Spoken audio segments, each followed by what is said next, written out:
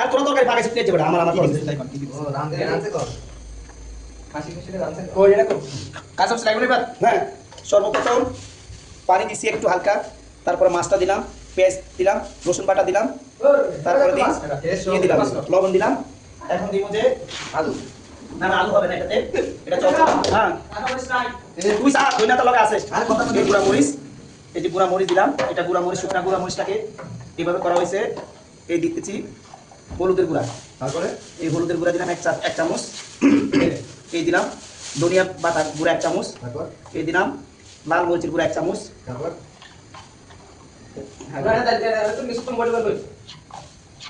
এই শেষ আর কিছু দিব না খাবার কোন শেষ এই মাছ একটু বলে দিছেন এটা আগে আছে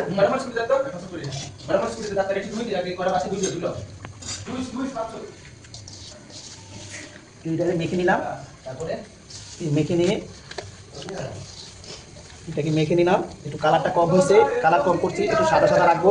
গুঁড়া মরিচ হলুদের গুঁড়া কম দিয়েছি কেননা ওই যে শুকনো মরিচ ছেঁচে দিয়েছিলাম ওটাকে যেটা আলু বাকারা করলে যে মরিচটা ব্যবহার করা হয় ওই মরিচটা দিয়েছি এই কারণে দিলাম এখন দিব কাঁচা মরিচ তারপর দিব টমেটো তারপরে ধনিয়া পাতা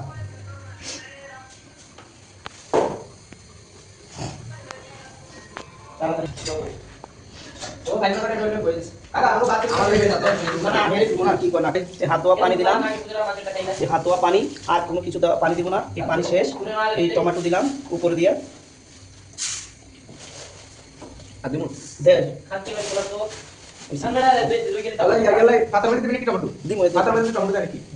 এটা দিলে স্বাদ আছে টমেটো দিলে স্বাদ আছে